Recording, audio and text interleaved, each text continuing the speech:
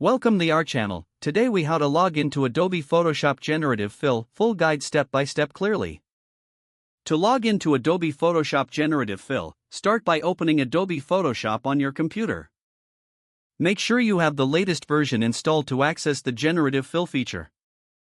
Once Photoshop is open, navigate to the top menu bar. Click on the File option to reveal the drop-down menu. From this menu, go to the Sign In option. If you already have an Adobe account, enter your email address and password in the provided fields. If you don't have an account, select the Create an Account option and follow the on-screen instructions to set one up. After entering your login credentials, click the Sign In button to proceed. Once logged in, ensure you are connected to the internet for Generative Fill to function properly.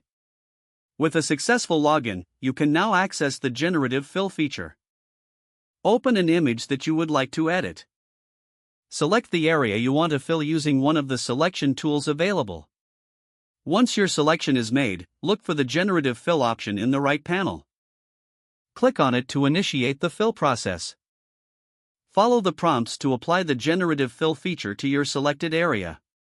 Review the results and make adjustments as necessary. Once satisfied, save your work by navigating to File and then Save as to keep your edited image. If the page does not load, refresh the browser or try again in a private or incognito window.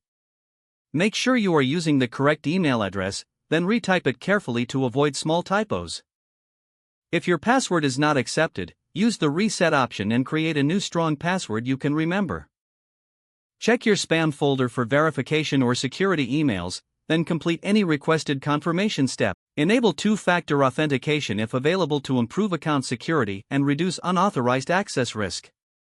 After signing in, review your profile details so your contact information and settings are accurate and current.